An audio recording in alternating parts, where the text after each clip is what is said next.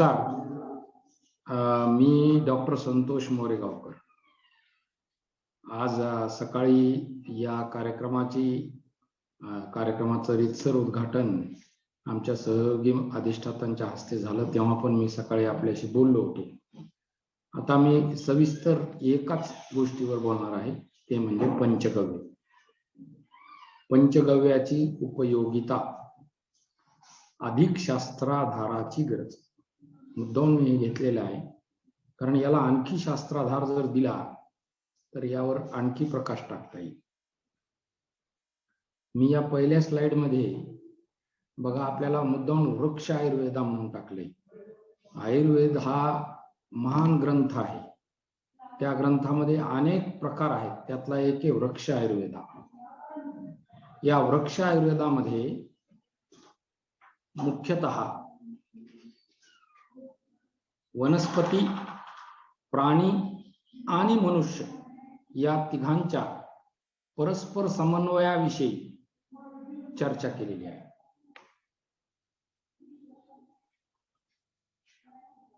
Wankar sir तर या वृक्ष आयुर्वेदामध्ये प्लांट सायन्स ज्याला म्हणून, हे काय नाही ते जाऊ दे, तू बोलत आहे हे यायला मध्ये काय प्रॉब्लेम नाही. वर्डवर येते ना त्यांना बोलवतो, तुझं तू चालू. भारत आपल्याला माहितीच आहे की भारत हा कृषी प्रधान देश. कृषी प्रधान देशामध्ये आपल्या आजही पशुसंवर्धन हा महत्वाचा कणा आहे. तुम्ही जर कृषी उत्पादनाचा दर पाहिला तर हा साधारणतः 3 ते 5% एवढा आहे. परंतु तेच जर तुम्ही पशु उत्पादनाचा दर जर विचारात घेतला तर तो साधारणतः 15 ते 20% एवढा आहे. मी कुक्कुटपालन सोडून बोलतोय. म्हणजे कृषी उत्पादनाला आज मर्यादा येत आहे. त्याचा दर हा 3 ते 5% दरम्यानच राहतो. पण पशु संवर्धनाला आजही वाढती मागणी आहे, वाढती गरज आहे, आणि त्यामुळेच त्याचा विकासाचा दर हा वाढवण्याची आणखी गरज आहे. मागची स्लाइड. आता या पशुसंवर्धनामध्ये जर तुम्ही पशुसंवर्धनाची 2019 साली पशुसंवर्धन विभागानं तयार केलेली आकडेवारी विचारात घेतली तर तुमच्या लक्षात येईल की साधारणतः 20 कोटी पशुधन आज घडीच भारतामध्ये आहे. म्हणजे गाय वर्गीय प्राणी असं आपण त्याला म्हणू.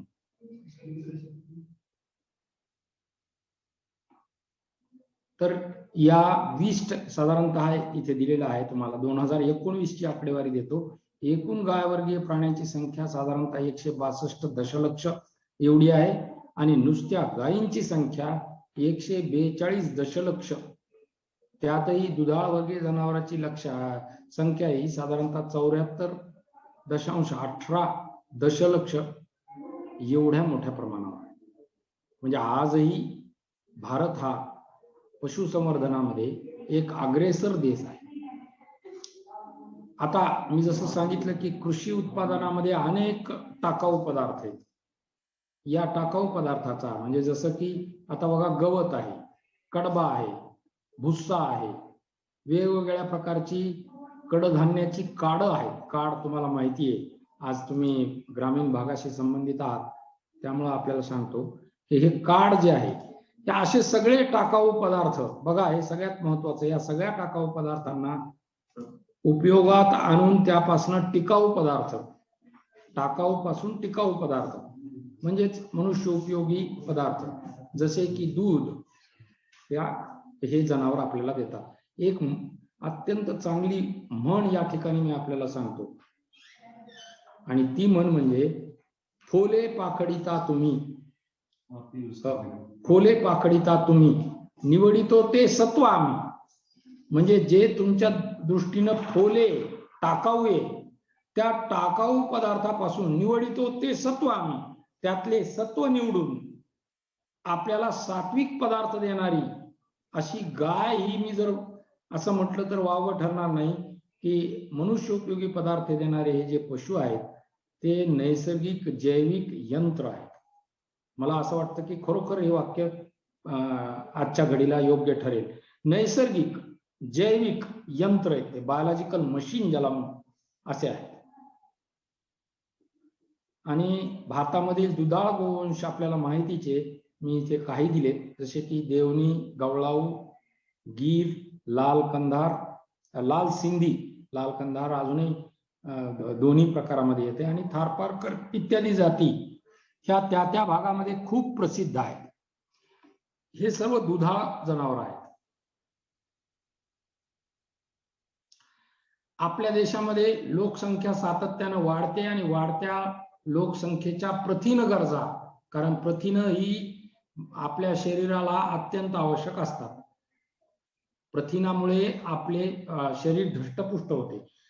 वाढत्या लोकसंख्येच्या वाढत्या प्रथिन गरजा भागविण्यासाठी डाळ वर्गीय पिकाबरोबरच, म्हणजे जसे की तूर, मूग, हरभरा इत्यादी, आपल्याला प्राणीजन्य प्रथिनांची गरज आहे. आणि प्राणीजन्य प्रथिनामध्ये दूध, दुग्धजन्य पदार्थ यांचा फार मोठा वाटा आहे. याशिवाय अंडी, मांस याचा सुद्धा वाटा आहेच. याचे भान अगदी फार प्राचीन काळापासून भारतीयांना आहे. त्याच्यामुळं भारतामध्ये परंपरागत दुधाळ गोपालनामधून आपल्याला ते दिसून येतं. गाय सांभाळल्यामुळे शेती तर सुपीक होतीच, पण त्याबरोबर कुटुंबाचं स्वास्थ्य देखील टिकून राहतं. हे अगदी पुराण काळापासून लोकांना माहित होतं. म्हणून गाय हा कर्मकांडाच्या दृष्टीने तर एक चांगला पशु आहेच, परंतु उपासना विज्ञान, आचार विज्ञान, आधुनिक विज्ञान यांच्या जर दृष्टिकोनातून गायीचा विचार केला तर आपल्याला दिसेल की गाय हे एक अत्यंत उपयुक्त पशु आहे. आता गायीमुळे आपल्याला अनेक उपपदार्थ मिळतात. या उपपदार्थांचा आजही शास्त्रोक्त अभ्यास चालू आहे. पण मला इथे नमूद करावं वाटते की आणखी आपल्याला भावनिक आव्हानांपेक्षा शास्त्रीय विश्लेषण करून, शास्त्राधार देऊन या गायीच्या उपपदार्थांची स्वयं स्पष्ट करण्यासाठी आपल्याला प्रयत्नांची शर्थ करावी लागणार. इथे मी पुन्हा एक अजून छान एक उक्ती सांगतो. ही उक्ती सांगते की science is lame without religion and religion is blind without science. म्हणजेच विज्ञान हे तुमच्या परंपरेला सांगड जर घालून नसेल तर ते आंधळं आहे, आणि परंपरा जर वैज्ञानिक सांगड घालत नसतील तर त्या विज्ञान हे जर परंपरेशी सांगड घालत नसेल तर लंगडं आहे, आणि परंपरा जर विज्ञानाशी सांगड घालत नसतील तर आंधळे आहेत. म्हणून आंधळा विश्वास नको, त्याला वैज्ञानिक जोडीची गरज आहे. मी माझ्या या आजच्या पंचगव्याच्या पदार्थांच्या उपयोगितेविषयी बोलत असताना दोन्ही गोष्टीचा विचार या ठिकाणी मांडण्याचा प्रयत्न करतो. आता कृषी उत्पादनासाठी जर या गोपदार्थांचा उपयोग लक्षात घेतला तर भारतामध्ये या गोपदार्थांचा उपयोग वर्षानुवर्षे केला जात आहे. जसे की शेणाचा उपयोग शेणखत म्हणून, नैसर्गिक जैविक खत तयार करण्यासाठी, आणि निरनिराळ्या पिकांच्या बियाणे पेरणीसाठी वापरताना आपण आजही गोमूत्र, गोमय म्हणजे शेण हे याने त्या बियांना आपण आधी ट्रीट करतो, त्याच्यावर लावतो आणि नंतर ते वापरात आणतो. याचं कारण म्हणजे या बिया अधिक काळ टिकतात नंबर 1, आणि या बिया रुजतात. हे शास्त्रोक्त दृष्टीने सिद्ध झाले. राधा टिके यांनी याच्यावर शास्त्रोक्त अभ्यास केला 2014 साली, आणि त्यांनी तसं सिद्ध केलं. हा झाला शेणाचा उपयोग. याशिवाय मूत्राचा उपयोग, पंचगव्याचा उपयोग देखील शेतीसाठी होतो. पंचगव्याचा कृषी उत्पादनाच्या वाढीसाठी उपयोगाचा शास्त्रीय अभ्यास करण्यात आला, आणि त्यामुळे त्याला शेतकऱ्यांचा उत्कृष्ट मित्र म्हणतात. जैविक शेतीमध्ये याचा आश्चर्यकारक खत म्हणून झाडाच्या मुळाच्या वाढीसाठी किंवा मुळामध्ये असणारे अनावश्यक सूक्ष्मजीव पासून झाडाचं संरक्षण करण्यासाठी आणि आवश्यक नत्र शोषक म्हणजे नायट्रोजन हवेतला शोषून घेणारे सूक्ष्मजीव त्यांच्या वाढीसाठी या पंचगव्याचा आश्चर्यकारक खत म्हणून उपयोग होत आहे। एकूण बिया रुजविण्यासाठी, बियांना दीर्घकाळ टिकविण्यासाठी, झाडांच्या वाढीसाठी, झाडांची रोग प्रतिकारक क्षमता वाढविण्यासाठी पंचगव्य अत्यंत उपयोगी असल्याचे शास्त्रोक्त संशोधनाद्वारे सिद्ध झाले। हे पंचगव्य कधी पाण्यातून मिसळून, कधी मातीमध्ये खत म्हणून, तर कधी फवारण्याच्या औषधामध्ये टाकून अशा तिन्ही पद्धतीने वापरण्यात येते। पंचगव्याचा कृषी उत्पादनाच्या वाढीसाठी अभ्यास करताना डॉक्टर राधा टीके आणि रावडी यांनी 2014 साली हे सिद्ध केले की पंचगव्यामुळे झाडे वाढीसाठीच्या बॅक्टेरिया मोठ्या प्रमाणावर वाढू शकतात आणि त्यामुळे झाडांच्या वाढीसाठी त्याचा फायदा मिळतो। आता आयुर्वेदिक महत्व जर या पंचगव्याचं पाहायचं झालं तर मुख्यतः चरक संहिता आणि सुश्रुत संहिता या ग्रंथामध्ये गव्याच्या आयुर्वेदिक औषधी म्हणून तयार केली जाते आणि त्याविषयी विस्तृत प्रमाणात माहिती आहे। आता पुन्हा एकदा मी तिथेच येतो, पंच आणि गव्य। पंच म्हणजे 5 घटक आणि गव्य म्हणजे गायीपासून मिळणारे, जसे की गोरस ज्याला दूध म्हणू आपण, गोमूत्र, गोतक किंवा गोघृत ज्याला तूप म्हणतात, गोमय म्हणजे शेण, आणि दही हा थोडासा वेगळा पदार्थ, सरळ मिळणारा म्हणता येणार नाही, तयार होणारा पदार्थ म्हणता येईल। तर 4 सरळ होणारे तयार आणि 5वा गायीच्या दुधापासून तयार होणारा दही, या 5 पदार्थांचा उपयोग करून त्यापासून पंचगव्य किंवा त्याला काही लोक पंचामृत असे देखील म्हणतात, हे तयार होते। मी आपल्याला या ठिकाणी सांगू इच्छितो की आजही मंदिरामधून किंवा आपल्या घरगुती पूजेमध्ये आपण सकाळी तीर्थ म्हणून जे तयार करतो ते पंचगव्यापासूनच तयार केले असते। या तीर्थामध्ये देखील दूध, तूप, शेण, दही या पदार्थांचा उपयोग असतो। परंतु याशिवाय बघा, आपण घेणाऱ्या तीर्थामध्ये पंचगव्य तर आहेतच, पण त्याशिवाय वेगवेगळ्या भागामध्ये वेगवेगळे पदार्थ ऍड केले जातात। जसं की आपण उत्तर दक्षिण भारतात जर गेलो तर या पंचगव्यामध्ये ते लोक तुम्हाला तुळस टाकतात किंवा वेगवेगळ्या जसं की तुम्हाला पुदिना म्हणता येईल किंवा कापूर म्हणता येईल, पुदिना, कापूर, तुळस याचा उपयोग करतात। त्याचेही वेगवेगळे शास्त्रीय उपयोग सिद्ध झालेले। याशिवाय आपल्या भागात, महाराष्ट्राच्या भागामध्ये त्याच्यामध्ये दही टाकतात आणि थोडस तुळशीची पानं किंवा तुळशीच्या मंजुळा टाकतात। मला हे सांगा, आपण हे घेत नाहीत का? दही घेतो आपण, पंचगव्य घेत नाहीत का? रोज घेतो, रोज घेतो। पंचगव्य हे आपण परंपरेने वापरतो, फक्त त्याला आपण पंचगव्य असं म्हणत नाही, त्याला आपण तीर्थ म्हणतो, देवाचं तीर्थ म्हणतो आणि प्राशन करतो। याशिवाय मी आपल्याला दुसरा उपयोग सांगतो। आजही जेव्हा इथे आज बऱ्याच माता हे ऐकत असतील, त्यांना मुद्दाम सांगतो, भारतीय संस्कृतीमध्ये गाय आणि माय अशा 2 कल्पना आहेत। गाईला माय म्हटले, माईला गाय म्हटले। तर अशा गायीपासून मिळणारे हे पदार्थ आई, आपला मुलगा जेव्हा परीक्षेला जातो, बघा तुम्ही करत असाल बरेच जण, तर परीक्षेला जात असताना त्या मुलाची परीक्षा चांगली जावी, त्याचा पेपर चांगला जावा म्हणून त्याच्या हातावर दही, साखर, दह्यामध्ये तूप मिसळलेलं, थोडासा मध मिसळलेला आणि साखर मिसळून देतात। मी फक्त आपल्याला या ठिकाणी आणखी एक ऍडिशनल सांगतो सगळ्या माता भगिनींना की साखर वापरू नका, कारण असं म्हणतात, मी हे म्हणतोय, हे मुद्दाम सांगतोय तुम्हाला, शास्त्र आज म्हणतं की 3 पांढरे पदार्थ टाळा। या 3 पांढऱ्या पदार्थामध्ये एक येतं मीठ, दुसरी आहे साखर आणि तिसरी आहे मैदा। आता तुम्ही म्हणाले तिन्ही अवघड आहेत, पण तरीही जर आपण मीठ कमी घेतलं, मीठ तर लागतंच, मिठाशिवाय चव येत नाही, पण मीठ कमी, साखर नाही घेतली तरी चालतं, कारण साखरेला एक पर्याय आहे, तो म्हणजे गुळ। तर आपण आपल्या जो काय पाल्य त्याला परीक्षेला जात असताना जर त्याच्या हातावर मध, दही, दूध आणि त्याबरोबर थोडासा गुळ घालून जर दिलं तर त्याची मेधा स्मृती म्हणजे त्याची जी अभ्यास करण्याची अभ्यास केलेला लक्षात ठेवण्याची शक्ती आहे ती चांगली राहते. मेधा स्मृती वाढवतो. कारण गाईच्या पदार्थातलं तूप हे सरळ सरळ मेधा स्मृती वाढवणार आहे. त्यामध्ये असे अमायनो ऍसिड्स आहेत की ते आपल्या मस्तिष्काचा, मेंदूचा विकास करतात आणि मस्तिष्काची क्षमता वाढवतात. मी हे येईल अजून पुन्हा पंचगव्याच्या उपयोगावर येईल तेव्हा ते पुन्हा एकदा होईल. म्हणजे मला काय म्हणायचंय की आजही आपल्या रोजच्या जीवनामध्ये आपण वेगवेगळ्या प्रकारामध्ये पंचगव्य घेत असतो, परंतु आपल्या ते लक्षात येत नाही.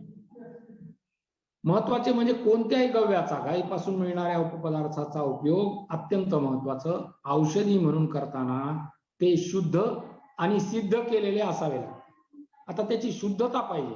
शुद्धता नसेल तर अशुद्ध पदार्थामुळे, मी तर म्हणतो गायीच्या याच पदार्थामुळे रोग देखील होऊ शकतो. मग म्हणून ते शुद्ध तर पाहिजेच. आणि आयुर्वेदाच्या पद्धती आहेत त्या पद्धतीनं ते सिद्ध केलेलं असावं. आयुर्वेदामध्ये त्या उपपदार्थाच्या वेगवेगळा किंवा एकत्रित, जसे की पंचगव्य करतानाच्या पद्धती, सिद्ध करण्याच्या पद्धती विस्तृतपणे वर्णनित केलेल्या आहेत. मी येथे काही पद्धती मांडण्याचा प्रयत्न करतो, काही औषधी गुणधर्म मांडण्याचा प्रयत्न करतो. आता पंचगव्याचे 3 प्रकार आढळतात प्रमुख. पुन्हा याला वेगवेगळे नाव आहेत वेगवेगळ्या, जसं की पंचकाव्या म्हणतात दक्षिण भागामध्ये, पंचगव्य म्हणत नाही, पंचकाव्य. काव्य म्हणजे सुद्धा गायच, पंचकाव्या. पण ढोबळ मानाने पंचगव्याचे 3 प्रकार आहेत. पंचगव्य घृत किंवा ज्याला महापंचगव्य घृत असं देखील म्हणतात. घृत हा शब्द याच्यासाठी की या पंचगव्यात दही नक्कीच असतं किंवा दही हे त्याचा पाय आहे. सॉरी, तूप हे नक्कीच असतं किंवा तूप हा त्याचा पाय आहे. घृत म्हणजे तूप. तर पंचगव्य घृत किंवा महापंचगव्य घृत हे भारतामध्ये जवळपास सगळ्याच राज्यामध्ये वापरलं जातं. मी आत्ताच सांगितलं की त्याला पंचकाव्या म्हणतात दक्षिण भारतात.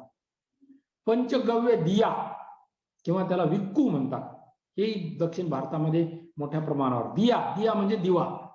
पंचगव्याचा दिवाच केला जातो आणि तो दिवा जाळला जातो. यामुळे देखील अनेक गोष्टी आपल्याला मिळू शकतात, सहज मिळू शकतात. हा दिवा साधारणतः जसा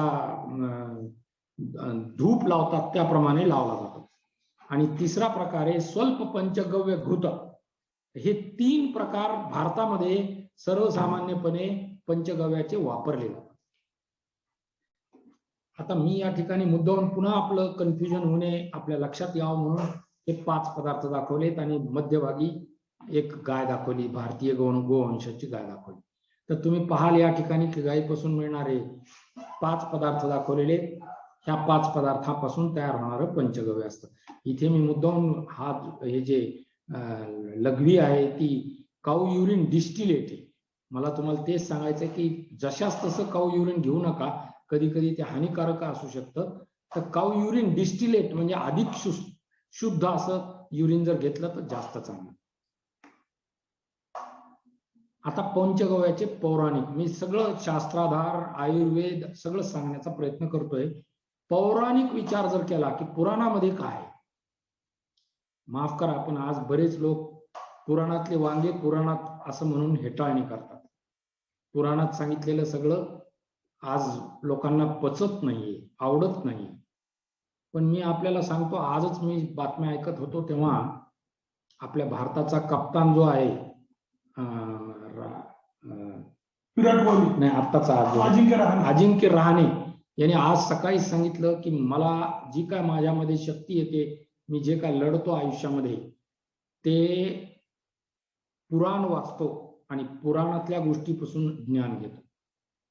आज त्यांनी ऑस्ट्रेलियामध्ये एक 0 झालेली टीम विजयी करून दाखवली. तर त्या रहाणेचं मी आज वाचत होतो. तो म्हणतो की मी पूर्ण आयुर्वेद आणि पुराण याचा अभ्यास करतो. मी तुम्हाला या ठिकाणी सांगू इच्छितो की पुराणातले वांगे पुराणात अशी हेटाळणी करण्यापेक्षा पुराणात विज्ञान काय हे शोधून काढलं पाहिजे. वैज्ञानिक अभ्यास करणाऱ्यांनी कोणत्याही गोष्टीची हेटाळणी न केली पाहिजे. काही वर्षापूर्वी जॉर्ज बुश हे अमेरिकेचे राष्ट्राध्यक्ष भारतामध्ये आले होते. बुश 2 नाही, बुश 1 त्यांचे वडील जे आहेत ते, म्हणजे साधारणतः एक 15 वर्षापूर्वी धरा, 20 वर्षापूर्वी धरा समजा. त्यावेळेला ते जेव्हा जॉर्ज बुश भारतात आले होते तेव्हा त्यांना 2-3 प्रश्न विचारण्यात आले. त्यातला एक प्रश्न विचारला होता की तुम्ही या ॲस्ट्रॉनॉमीचा अभ्यास करता का, म्हणजे ग्रह तारे यांचा अभ्यास तुमच्या देशामध्ये होतो का, म्हणजे शास्त्रोक्त नाही तर पुराणातला ग्रह तारे. त्यांनी सांगितलं आमच्या युनिव्हर्सिटीमध्ये भारतीय पुराण जे आहे याचा स्पेशल अभ्यास ठेवला जातो, त्याला गुण आहेत, म्हणजे तो असा नाही की वाचा वाटलं तर वाचा म्हणून. आणि आमच्याकडं या सगळ्या गोष्टीवर विश्वास ठेवला जातो. खरा शास्त्रज्ञ तोच की जो कुठल्याही गोष्टीला पटकन अविश्वास दाखवत नाही, त्यातले सत्व शोधायचा प्रयत्न करतो. तर त्यानुसार पुराणातले वांगे पुराणात म्हणण्याच्या ऐवजी आपण जर पंचगव्याचा पौराणिक अभ्यास करायचा प्रयत्न केला तर आपल्या लक्षात येईल की खूप काही लिहून ठेवलेले. आता धर्मसिंधू ग्रंथाप्रमाणे ताम्रायाम गोमूत्र मष्टमाशम, मष्टमाशम म्हणजे 8 मास, 18 मास, साधारणतः गायीचे गोमूत्र 8 मास. अष्टमाशम गायत्रादाय इवेतकृत षोडशमाशम, षोडश म्हणजे 16, गंधद्वाराम पीत गोक्षीरम, पीत म्हणजे पांढरी, पांढऱ्या गायीचं गोक्षीर दूध, पीत गोक्षीरम द्वादशाशम, द्वादश म्हणजे 12 मासा. नील गोदधी दशमाशम दधिक्राष्णो, गाळ्या गायीचं 10 मास. कृष्ण गो घृत, काळ्या गायीचं तूप घ्यायला पाहिजे. अष्टमापम शुक्रमसी देवस्त्र त्वेती चतुर्माशम कुशोदकम. आता हा कुशोदकम मात्र ऍड याच्यात, कुशाचं पाणी कुशोदकम. अत्रमाश पंच गुष्प म्यकम, याचा अर्थ तांबे अथवा पलाश पात्रामध्ये लाल रंगाच्या गायीचे गोमूत्र 8 मासा घेऊन त्यात पांढऱ्या गायीचे गोमय म्हणजे गोबर 16 मासा घेऊन पिवळ्या गायीचे दूध 12 मासा घ्यायचे, तर निळ्या रंगाच्या गायीच्या दुधापासून बनवलेले दही 10 मासा घ्यायच्या आणि काळ्या गायीचे म्हणजे कपिला गायीचे तूप साधारणतः 8 मासा घेऊन त्यामध्ये कुशाचे जल किंवा कुश आपल्या बऱ्याच धार्मिक कार्यामध्ये कुश वापरतात, त्या कुशाचं पाणी यापासून पंचगव्य तयार होतं. या पद्धतीनं सिद्ध केलेलं पंचगव्य हे अधिक शास्त्रोक्त असतं. आणि इथे मासा म्हणजे 5 चिमूट आजच्या काळातले सांगायची झाली तर. याशिवाय प्रसिद्ध सिद्धयुक्त ग्रंथ गुरुचरित्रामध्ये देखील साधारणतः 28व्या अध्यायामध्ये 116 ते 125 या ओव्यामध्ये विस्तृत वर्णन या पंचगव्याचं, की पंचगव्य कसं तयार करायचं आणि कसं वापरायचं. गव्यम पवित्रंच रसायनंच पथ्यंच हृदयंच बलबुद्धिं स्यात् आयुप्रदान रक्तविकारहारी त्रिदोष हृदरोग विषापश्यम स्यात्. याचाच अर्थ पवित्र गायीपासून मिळणारे 5 उपपदार्थ अत्यंत पवित्र असून ते हृदय बलवृद्धी आजच्या काळात अत्यंत महत्वाचं, कारण आज हार्ट अटॅकचं प्रमाण खूप वाढलंय, आणि मेधा म्हणजे बुद्धी वर्धक आहेत. तसेच यांच्या सेवनामुळे आपलं रक्त शुद्ध होतं, वात हानी, पित्त हानी आणि कफदोष हे सगळे कमी होतात. ते एक उत्तम रोग निवारक असून शरीरातील विष कमी करण्यास उपयुक्त आहे. आज फार महत्वाचं डिटॉक्सिफिकेशन हा पंचगव्याचा पौराणिक महत्व आहे.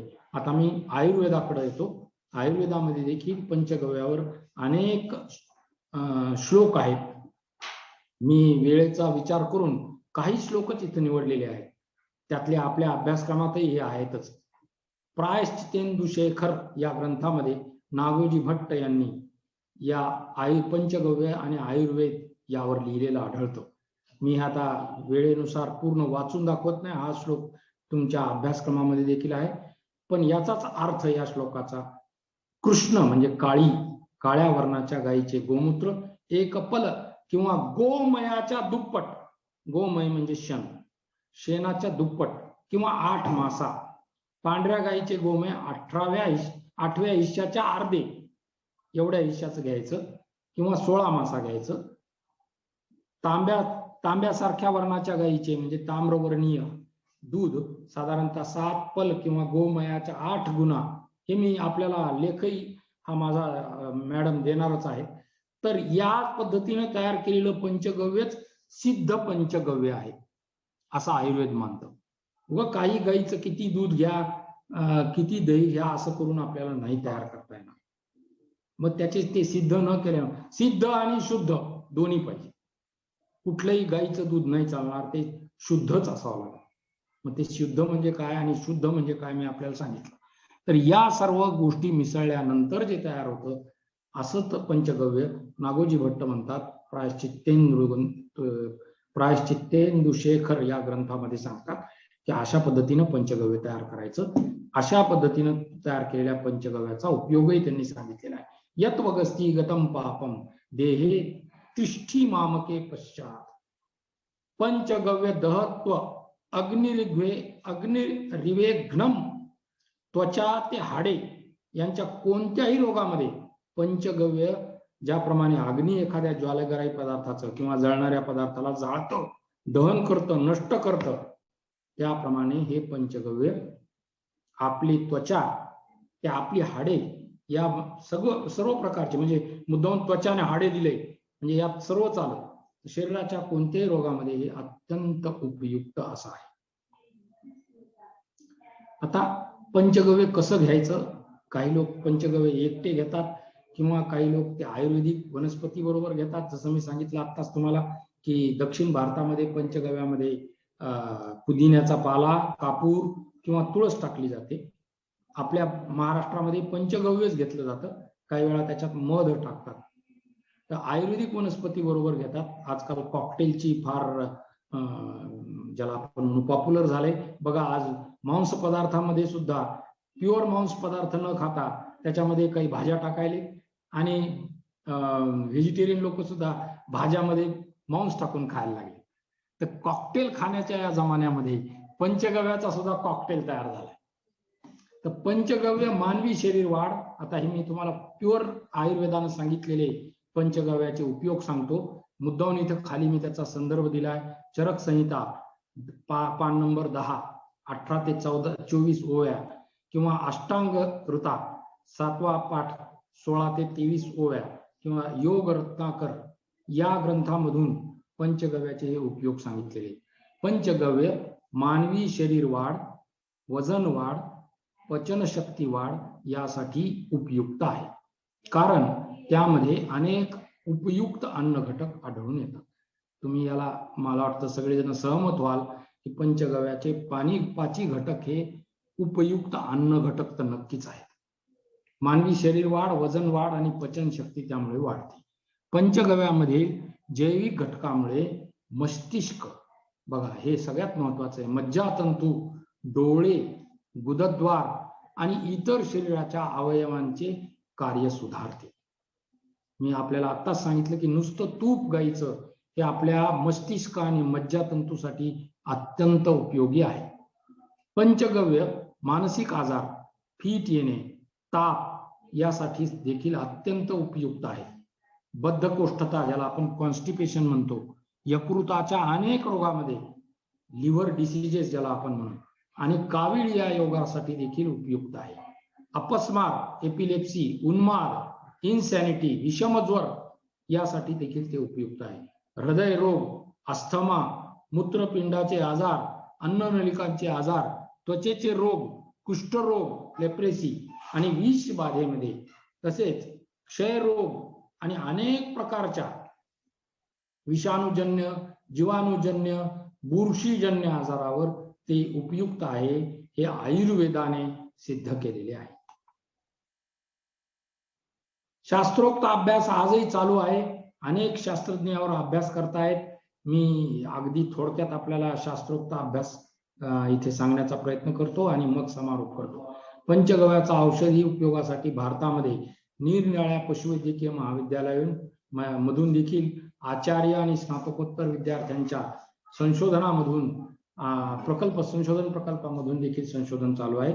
राहुल कुमार, कुलदीप कुमार आणि इतर यांनी 2003 साली केलेल्या संशोधनामधून सिद्ध केलं आहे, उंदरामध्ये केलेल्या, मेंदू मधील गॅमा अमायनो ब्युट्रिक ऍसिड आणि ब्रेन डोपामाइन लेवल ज्या त्याच्या मात्रा आहेत त्या वाढतात आणि प्लाझ्मा कॉर्टिझॉल जो की आपल्याला अत्यंत घातक असतो तो कमी करतात, हे त्यांनी सिद्ध केलेलं आहे. हे पंचगव्याचे वेगवेगळे संशोधन आहेत, वैज्ञानिक अभ्यास आहेत.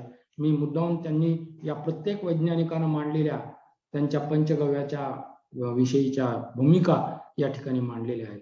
पंचगव्यामुळे कार्बन टेट्राक्लोराईडची विष बाधा कमी झाली, उंदरामध्ये मस्तिष्काच्या गॅमा अमायनो ब्युट्रिक ऍसिड मध्ये वाढ झाली, त्याच्यानंतर उंदरामध्ये वजन वाढ आणि रोग प्रतिकार शक्ती वाढ झाल्याचे दिसून आले. मध्यवर्ती मज्जासंस्थेच्या विकारावर एकटे किंवा इतर औषधी बरोबर पूरक म्हणून उपयुक्त आहे. त्याचे अनेक उपयोग पाहण्यात आले. पंचगव्य पाण्यामधून पातळ करून दिल्यास त्यामुळे रासायनिक खते, कीटकनाशक औषधी असलेल्या खतापेक्षा ते अधिक चांगले असल्याचे सिद्ध करून झालेले आहे आणि पंचगव्याचा या श्वानाच्या रोगामध्ये उपयोग सिद्ध झालेला आहे. आता पंचगव्याच्या अभ्यासामध्ये या निरनिराळ्या संस्थांमध्ये मी फक्त पंचगव्यावर संशोधन करणाऱ्या संस्थांची या ठिकाणी यादी दिली आहे. या ठिकाणी पंचगव्यावर आजही अव्याहतपणे संशोधन चालू आहे. यातील अनेक संस्था ह्या नामवंत संस्था आहेत. आता सारांशामध्ये मी इथे या माझ्या बोलण्याचा सारांश सांगतो आणि थांबतो. गाय वर्गीय प्राणी ज्याला आपण रुमिनंट्स म्हणतो, हे टाकाऊ पदार्थ यांचं म्हणजे जसे कडबा, गवत किंवा काड ज्याला म्हणून, विविध वनस्पतीचं काड, हे या टाकाऊ पदार्थापासून टिकाऊ पदार्थ, उपयुक्त पदार्थामध्ये रूपांतर करणारी नैसर्गिक जैविक यंत्र आहे आणि आपल्याला ती दूध, तूप, दही, गोमूत्र आणि शेण यासारख्या पदार्थ देते. गायीपासून मानवास मिळणाऱ्या उपपदार्थ जसे की गोरस, गोमय, गोमूत्र, गोघृत आणि दही ही पंचगव्ये व त्यांची निरनिराळ्या आजारावरची उपयोगिता लक्षात घेता असे लक्षात येते की गाय ही एक चालते बोलते रुग्णालय आहे, ज्याचा उपयोग मानवी आजारावर मोठ्या प्रमाणावर होत आहे आणि तो अधिकात अधिक वाढत आहे. गायीपासून मिळणाऱ्या उपपदार्थावर आज घडीस देश विदेशामध्ये संशोधन चालू आहे. पंचगव्याचे अनेक उपयोग आयुर्वेदाने मांडलेले आहेत आणि आज अनेक शास्त्रज्ञ संशोधनाद्वारे ते सिद्ध करत आहेत. सिद्धचे दोन अर्थ. आयुर्वेदामध्ये गायीपासून मिळणाऱ्या उपपदार्थांचे अनेक उपयोग सांगितलेले असले तरीही त्यावर आणखी शास्त्रोक्त तसेच इस्पितळातील रुग्ण चाचण्याद्वारे, ज्याला आपण हॉस्पिटल ट्रायल्स म्हणतो, अधिक माहिती मिळवून त्याला शास्त्राधार देण्याची आजही आवश्यकता आहे. गायीपासून मिळणारे उपपदार्थ औषधी म्हणून घेताना ते शास्त्रोक्त सिद्ध केलेले घेणे आवश्यक आहे. अशुद्ध आणि अशास्त्रीय पद्धतीने ते घेतल्यास त्यापासून फायदा होण्यापेक्षा अधिक धोका संभवतो. या ठिकाणी मला ही संधी दिली या आयोजकांनी, त्याबद्दल त्यांचे आभार मानतो आणि पंचगव्य या एकाच विषयावर मी माझ्या जे काय आयुर्वेदिक, शास्त्रोक्त आणि पौराणिक माहिती आहे ती आपणास याद्वारे पोहोचवण्याचा प्रयत्न केला. धन्यवाद. वेळेचं